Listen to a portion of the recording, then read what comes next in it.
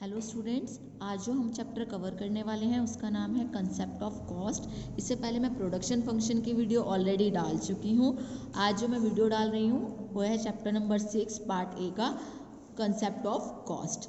देखो बेटा, concept of cost इस चैप्टर में हम पढ़ेंगे कि कॉस्ट क्या होता है, टोटल कॉस्ट क्या होता है, मार्जिनल कॉस्ट क्या होता है, एवरेज कॉस्ट क्या होता है। तो हम इसमें इस चैप्टर में कॉस्ट के बारे में पढ़ने वाले हैं कि एक्चुअल में कॉस्ट होता क्या है जब हम कोई चीज़ प्रोड्यूस करते हैं। ठीक है बेटा, और जब हम इस कॉस्ट के बारे में पढ़ेंगे तो साथ साथ हम रिलेशनशिप पढ़ेंगे कि टोटल कॉस्ट, फिक्स्ड कॉस्ट और वेरिएबल कॉस्ट आपस में कैसे रिलेटेड है। ठीक है, तो चैप्टर स्टार्ट करते हैं। सबसे पहले हम बात करते हैं कॉस्ट की। तो बेटा कॉस्ट क्या होता है, अगर हम हिंदी में देखें तो हम पहले पढ़ते हैं क्रय, है ना, हिंदी में मतलब क्रय पर। लेकिन अगर इकोनॉमिक्स में बात करते हैं तो कॉस्ट का मतलब होता है लागत, यानी कि कुल खर्चा। जब आप किसी चीज़ को प्रोड्यूस करते हो, किसी चीज़ को बनाते हो, तो उस पर जो आपका खर्चा होता है उसको हम क्या बोलते हैं, कॉस्ट। ठीक है, तो कॉस्ट और कॉस्ट ऑफ प्रोडक्शन क्या होता है, These costs are the sum of all the payments to the factor of production engaged in the production of that commodity। कहने का मतलब क्या है, कहने का मतलब ये है कि जब हम कॉस्ट की बात करते हैं तो हम क्या कर रहे हैं, कॉस्ट ऑफ प्रोडक्शन, यानी कि कोई चीज़ प्रोड्यूस करते हैं। तो जब हम कोई चीज़ प्रोड्यूस करते हैं तो जो हमारे फैक्टर पेमेंट्स होते हैं, देखो बेटा फैक्टर पेमेंट्स का मतलब क्या है कि जब हम कोई चीज़ प्रोड्यूस करते हैं तो हमारे पास दो तरह के फैक्टर्स होते हैं, हमने बात की थी। एक होते हैं हमारे फिक्स फैक्टर और एक होते हैं वेरिएबल फैक्टर। तो फैक्टर ऑफ प्रोडक्शन में यानी कि जब हम किसी चीज़ को बनाते हैं और जब बनाने के लिए जो हम फैक्टर्स यूज़ करते हैं जैसे लैंड, लेबर, कैपिटल, एंटरप्रेन्योरशिप, जब हम ये यूज़ करते हैं तो इनको हमें क्या करना होता है, रिटर्न में पेमेंट करनी होती है। जैसे लेबर को हम क्या देते हैं, वेजेस देते हैं, रॉ मटेरियल परचेज करना पड़ता है, जो आपका एंटरप्रेन्योर है, जो बिजनेस स्टार्ट करता है उसको प्रॉफिट देना पड़ता है। ठीक है, अगर हम कोई लैंड ऑक्यूपाई किया है हमने तो उसका रेंट देना पड़ता है। तो इस तरह से हम क्या करते हैं, जो फैक्टर्स हम यूज़ करते हैं उनकी हमें पेमेंट करनी पड़ती है। क्लियर, तो कह रहा है कि जब हम कॉस्ट ऑफ प्रोडक्शन करते हैं, यानी कि जब हम किसी चीज़ को बनाते हैं तो उसके ऊपर जो हमारा खर्चा होता है उसको हम क्या कहते हैं, कॉस्ट कहते हैं। अब बात कर लेते हैं कॉस्ट फंक्शन की। तो जब वर्ड आ जाता है फंक्शन, इट मीन्स कि वो रिलेशनशिप बता रहा है। ठीक है, तो it is a functional relationship between output and cost, और it can be defined as the least combination of inputs for different level of production.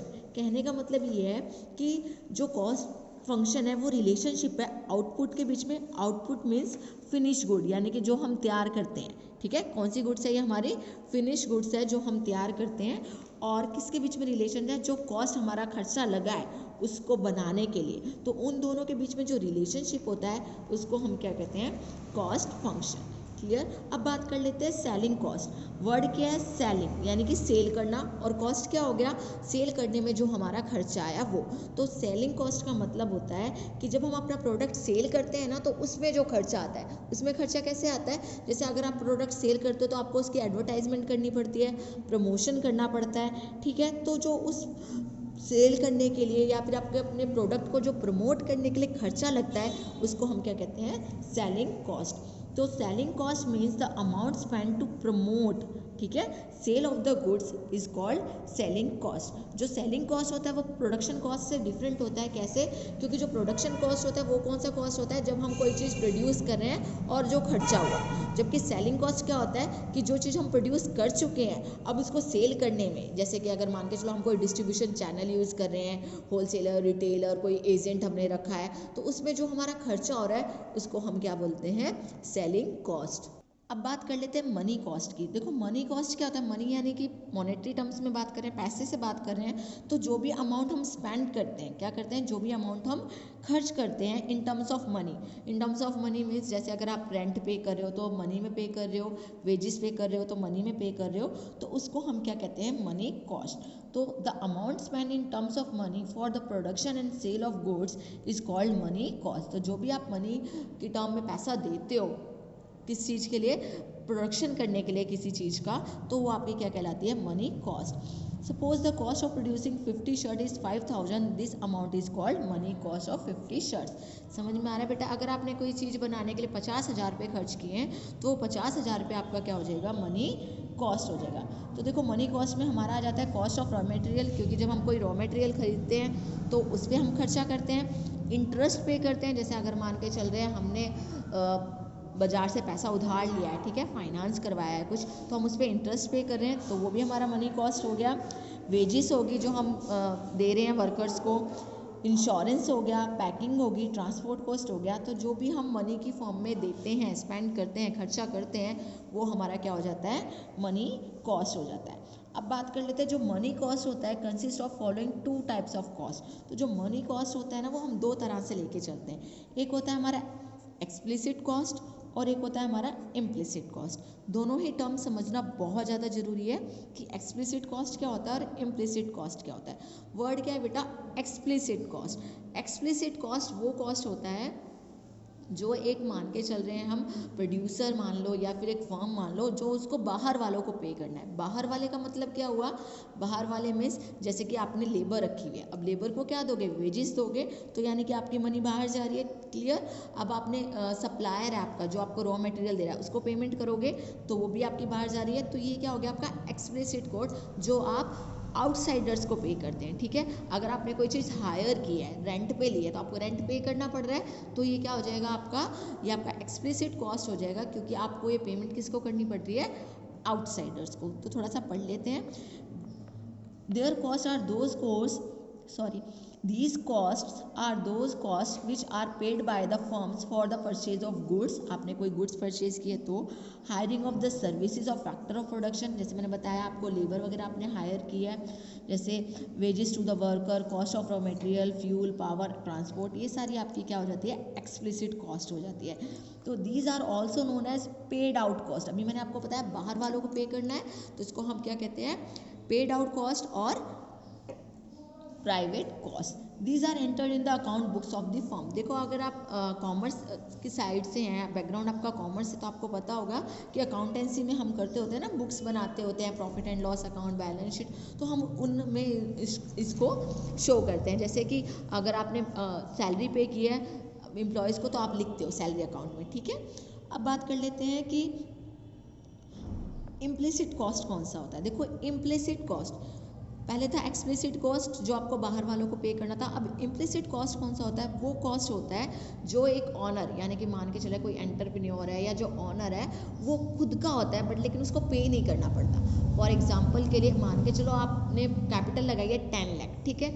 अगर आप वो 10 लाख रुपीज़ बाहर से लेते, क्लियर हो रही है मेरी बात, अगर मान के चलो आपके पास है कैपिटल है 10 लाख, आपने बिजनेस में पैसा लगाया, अगर वो पैसा आपका खुद का नहीं होता, बाहर का होता, तो आपको क्या करना पड़ता, उस पर इंटरेस्ट पे करना पड़ता, वो हो जाता आपका explicit cost. But implicit cost में क्या है, आपको उस पर पे करना कुछ नहीं पड़ रहा, इंटरेस्ट नहीं देना पड़ रहा, बट अगर बाहर देना पड़ता तो एक्सप्लिसिट कॉस्ट हो जाता, पर देना नहीं पड़ रहा, पर फिर भी वो क्या है, कॉस्ट तो है ना। अगर मैं अपने बिजनेस में पैसा ना लगा के किसी और बिजनेस में लगाती, तो वहाँ से मुझे अर्निंग आती, इंटरेस्ट मिलता, तो इसलिए हम इसको क्या बोलते हैं, इम्प्लिसिट कॉस्ट, यानी कि कॉस्ट तो है बट पे नहीं करना पड़ रहा, ठीक है। These are the cost of such factor which are own and employed by the firm और ऑनर हिमसेल्फ। एक और एग्जांपल के तौर पे बताएं तो जैसे मान के चलो आप हो और आप अपनी जो फर्म है आपकी उसको खुद मैनेज कर रहे हो, ठीक है। तो यानी कि जो ऑनर है वो खुद मैनेज कर रहा है, तो उसको कोई किसी को सैलरी पे करनी पड़ रही है नहीं, बट अगर वो खुद मैनेज ना करके कोई मैनेजर रख ले, तो उसको क्या पे करनी पड़ेगी, आपको सैलरी पे करनी पड़ेगी। तो वो क्या हो जाता है आपका एक्सप्लिसिट कॉस्ट। बट लेकिन आप सैलरी पे नहीं कर रहे, पर अगर आप कहीं बाहर जाके जॉब करते तो आपको वहाँ से पैसे मिलते ना। तो इम्प्लिसिट कॉस्ट क्या होता है, ऐसा कॉस्ट होता है जो एक्चुअल में पे तो नहीं कर रहे हम, पर लेकिन वो कॉस्ट है, ठीक है। जैसे अगर इंटरेस्ट हम पे नहीं कर रहे हैं कैपिटल पे क्योंकि वो खुद की है, बट अगर वो खुद की नहीं होती तो पे करनी पड़ती, तो कॉस्ट तो है, क्लियर।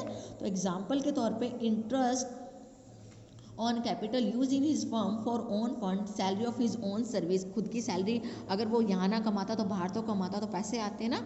इस तरह से इसको क्या बोलते हैं हम, इम्प्लिसिट कॉस्ट बोलते हैं, कि हमें पैसा पे तो नहीं करना पड़ रहा पर कॉस्ट होता है ये। फिर उसके बाद है ही वुड हैव टू पे, अगर मान के चल रहे अगर एंटरप्रेन्योर खुद नहीं लगता तो उसको खुद को पैसा बाहर वाले को पे करना पड़ता। अब इसके बाद देखिए एक्सप्लिसिट कॉस्ट के बारे में पढ़ा हमने कि एक्सप्लिसिट कॉस्ट क्या होता है। Explicit cost are those actual cash payment, जिनकी हम एक्चुअल में क्या करते हैं, कैश पेमेंट करते हैं, देते हैं बाहर वालों को, which are made to outsider, अभी मैंने बताया ना आपको, बाहर वालों को पे करते हैं for their goods and services. But implicit में कॉस्ट में क्या होता है, implicit cost are cost of self own, यानी कि खुद के आपने खुद खर्चा करे हो ना उस पर, and self employed resources these cost that is belong to the owner himself. किससे रिलेटेड होती है? अपने खुद के ऑनर से रिलेटेड होती है। यानी कि आप अगर मान के चल रहे हो पैसा लगा रहे हो तो बाहर पे नहीं करना, खुद अपने फर्म में काम कर रहे हो तो आपको सैलरी पे नहीं करनी पड़ी, ठीक है।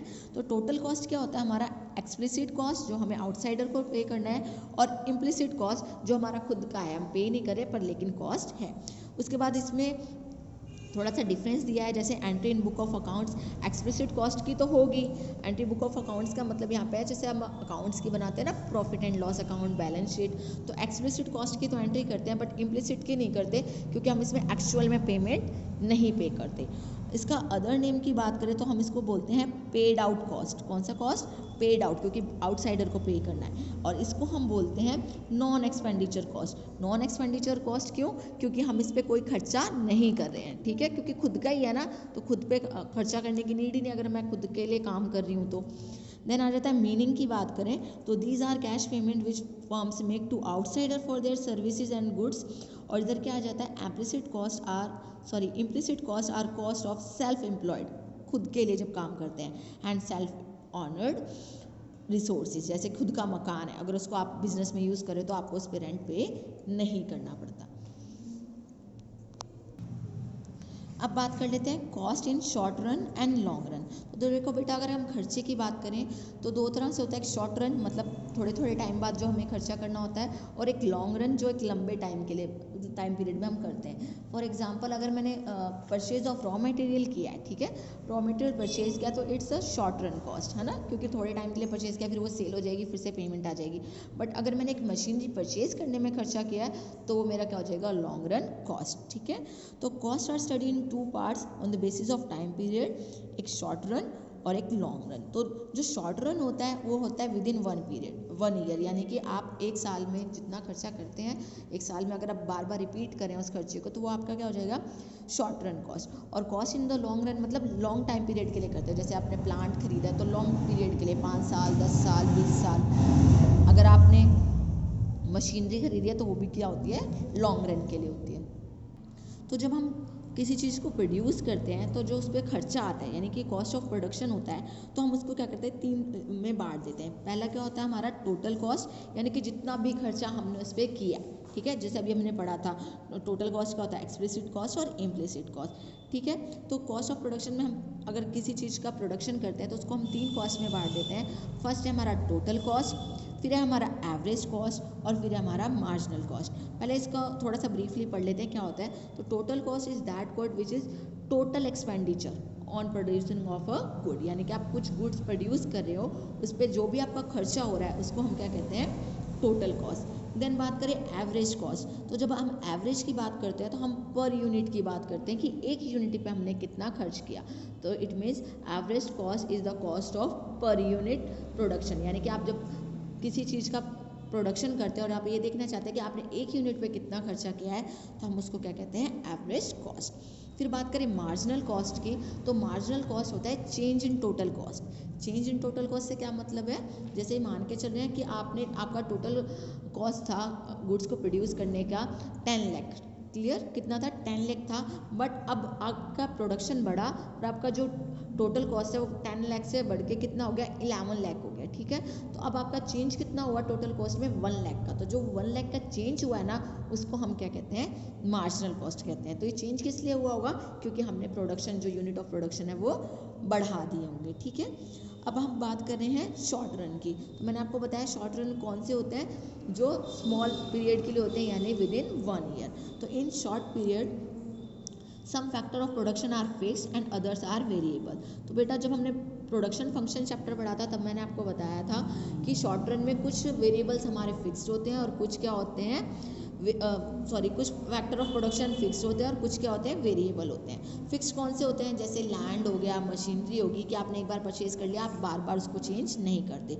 और वेरिएबल कौन से होते हैं? जैसे कि वर्कर्स हो गए, कभी कम रखने होते हैं, कभी ज़्यादा रखने होते हैं सीजन में। आपकी रॉ मटेरियल हो गया, कभी ज़्यादा परचेज करते हो, कभी कम परचेज करते हो अकॉर्डिंग टू डिमांड। तो आपके वो कौन से होते हैं? Variable factors.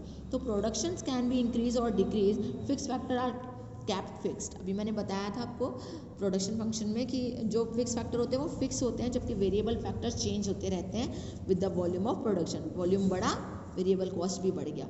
अगर वॉल्यूम ऑफ प्रोडक्शन कम हुआ तो वेरिएबल कॉस्ट भी कम हो गया। अब बात कर लेते हैं डेफिनेशन की। तो टोटल कॉस्ट क्या होता है?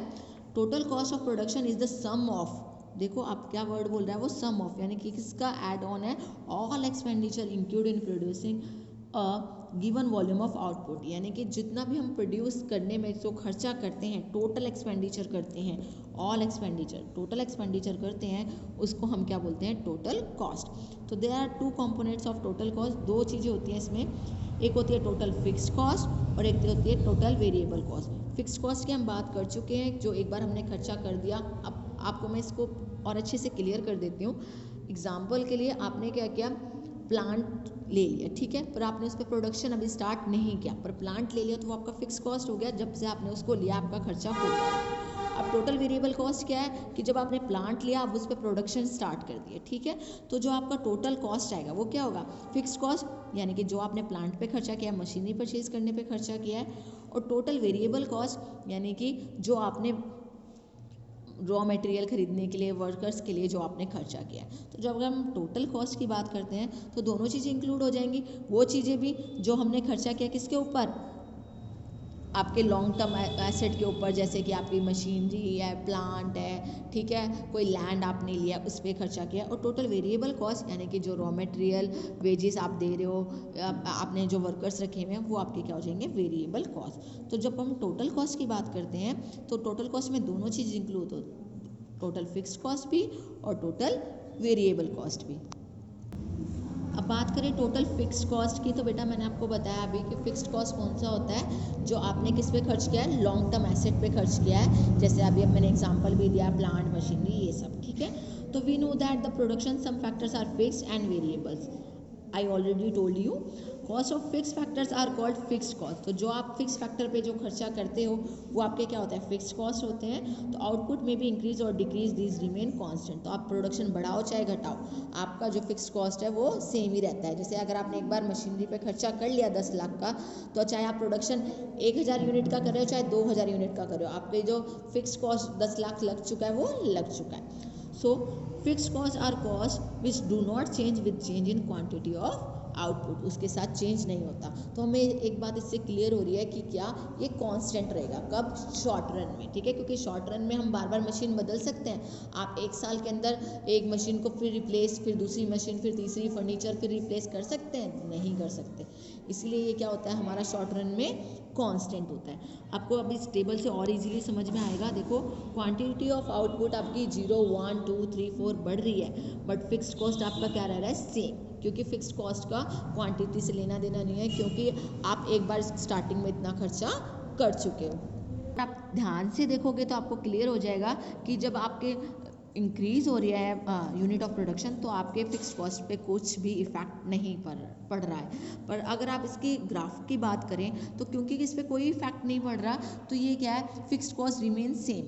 10 था तो आपने 1 यूनिट प्रोड्यूस की तो भी 10, 5 यूनिट प्रोड्यूस की तो भी 10, और 7 यूनिट प्रोड्यूस की तो भी 10। इसीलिए तो जो हमारा फिक्स्ड कॉस्ट होता है वो क्या होता है, पैरेलल टू एक्स एक्सिस। क्या बोलते हैं हम इसको, पैरेलल टू एक्स एक्सिस, यानी कि कभी भी चेंज नहीं होता, ठीक है। जैसे यहाँ पे लिखा हुआ है, it means even when output is 0 fixed cost remain same.